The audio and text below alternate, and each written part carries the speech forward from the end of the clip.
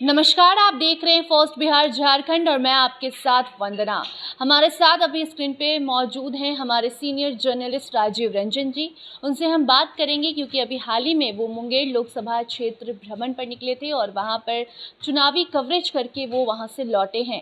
मुंगेर लोकसभा क्षेत्र की अगर हम बात करें तो वहाँ पर त्रिकोणीय मुकाबला है। एक तरफ जहाँ ललन सिंह है, वहीं दूसरी तरफ अशोक महतो की पत्नी अनिता देवी और फिर निर्दलीय चुनावी मैदान में उतरे हैं पीयूष प्रियदर्शी। ऐसे में जब राजीव जी वहां पर गए, वहां के लोगों से हालचाल, वहां चुनावी माहौल जानने की कोशिश की तो क्या कुछ वहां के लोगों की प्रतिक्रिया थी और मुंगेर लोकसभा क्षेत्र में इस बार कौन राज करने जा रहा है, इसी पर हम बात करेंगे। राजीव जी, बहुत बहुत स्वागत है आपका। धन्यवाद।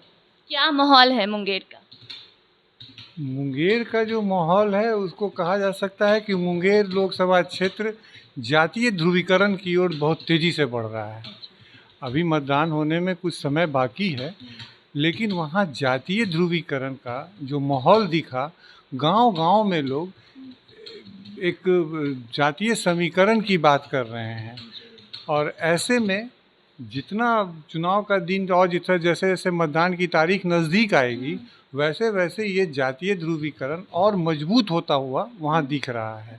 तो हम कह सकते हैं कि मुंगेर में इस बार कोई भी मुद्दा नहीं है। वहाँ न विकास का कोई मुद्दा है, न किसी लोगों को कोई उम्मीद है कि उससे होगा।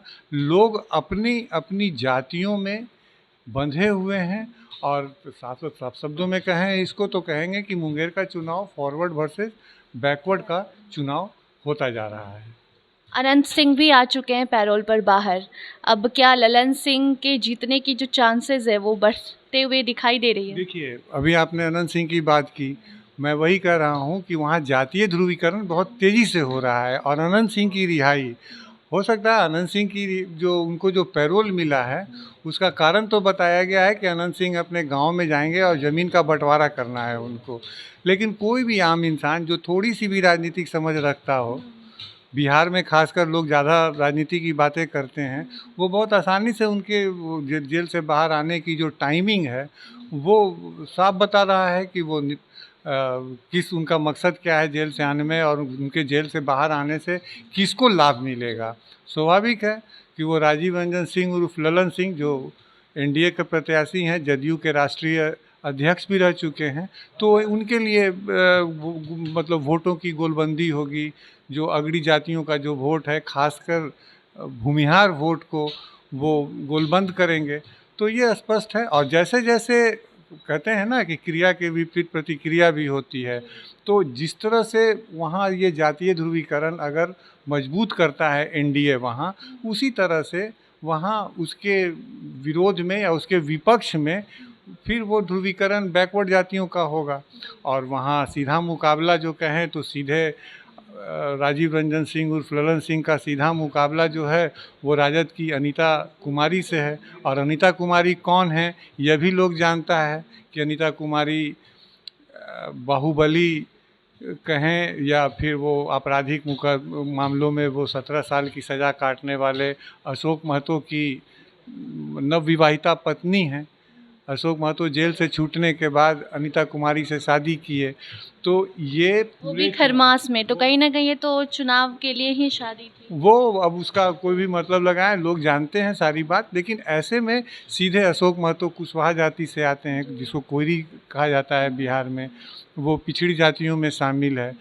तो वहाँ पर अनंत सिंह के बाहर आने के बाद अनंत सिंह अगर भूमिहार वोटरों को या अगड़ी जाति के अन्य वोटरों को अगर वो गोलबंद करेंगे, और वो उनकी गोलबंदी जैसे जैसे सामने दिखने लगेगी मतदान की तारीख नज़दीक आने के साथ ही, वैसे जो बैकवर्ड वोट है, पिछड़ा वोट है, जो जिसमें आप कह सकते हैं कोयरी ही को ही अकेले नहीं कर सकते हैं, कोयरी के साथ यादव भी हैं, कोयरी के साथ कुर्मी भी हैं, और ख़ासकर मुसलमान भी हैं।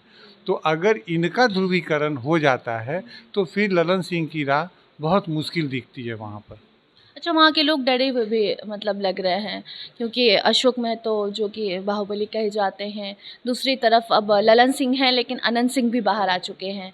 तो क्या लगता है इस बार फिर अब लोग कंफ्यूज होंगे किस आधार पर वोट देंगे? नहीं, डरे हुए लोग नहीं, ऐसा हम नहीं कर सकते हैं, लेकिन जो बिहार की राजनीति की समझ रखते हैं वो लोग आसानी से जानते हैं कि जब इलेक्शन के समय में जब जातीय गोलबंदी होती है तो जातीय गोलबंदी कई बार बड़ा विभत्स रूप ले लेती है, वहाँ पर जो हिंसा की भी बातें आती हैं, लेकिन अभी ऐसा कुछ दिख तो नहीं रहा है वहाँ किसी तरह की हिंसा का।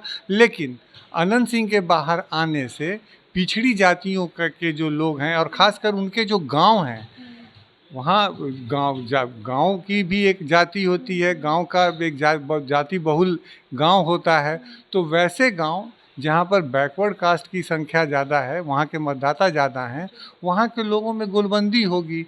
और अनंत सिंह पैरोल पर बाहर निकले हैं, उनके साथ कई शर्तें भी लागू होंगी कि वो चुनावी सभा में भाषण नहीं दे सकते हैं, लेकिन लोगों से जनसंपर्क कर सकते हैं, मिल सकते हैं, या उनके घर आकर लोग मिल सकते हैं उनसे, तो वो गोलबंदी करेंगे, वो फ़ोन पर बात कर सकते हैं लोगों से।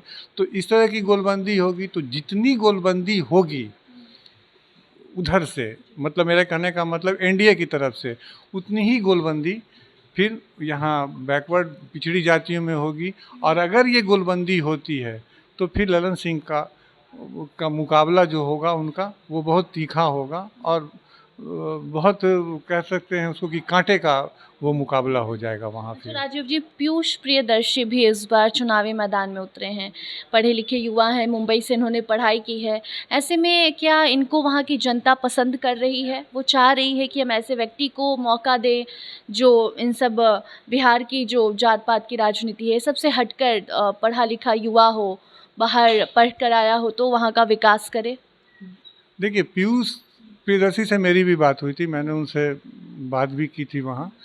तो पीयूष प्रियदर्शी जैसे लोग जो निर्दलीय होते हैं, वो लोकसभा का क्षेत्र बहुत बड़ा होता है जिसमें 6-6 विधानसभा होते हैं, तो वैसे क्षेत्र में निर्दलीय प्रत्याशी को करने के लिए बहुत कुछ नहीं होता है अगर उसका कोई पुराना राजनीतिक इतिहास न रहा हो, उसके राजनीतिक संघर्ष उसके साथ नहीं रहा हो।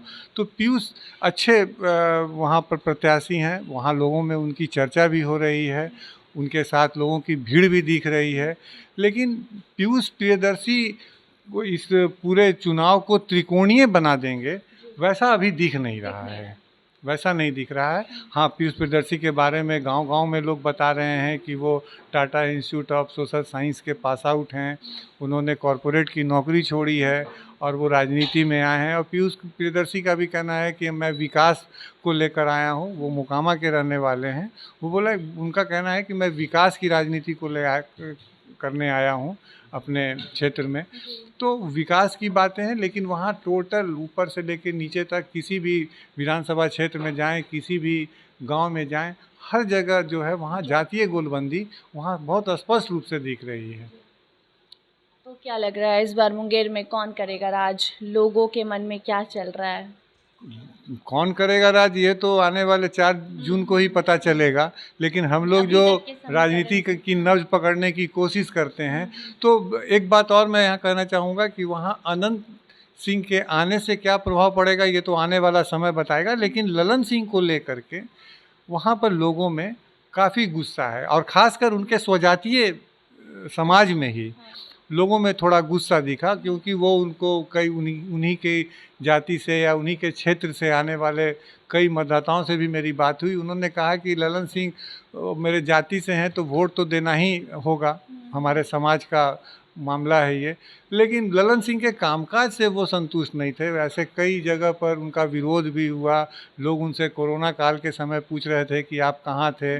कई सड़कें दिखाई जा रही हैं उनको जहाँ जो उसका निर्माण नहीं हुआ है, लोगों को भारी समस्याओं का सामना करना पड़ता है। और देखिए वंदना, होता क्या है ना कि एक सांसद अपने क्षेत्र में करता क्या है, तो जो एक्टिव सांसद होता है वो अपने क्षेत्र की जनता से के बीच रहने की कोशिश करता है। किसी के यहाँ कोई सुख दुख हुआ, किसी के यहाँ शादी है या किसी के यहाँ श्राद्ध है, तो वो चाहता है कि वहाँ पर वो खुद अपीयर हो, खुद वहाँ उपस्थित हो, ताकि वो लोगों से सीधा संवाद कर सके।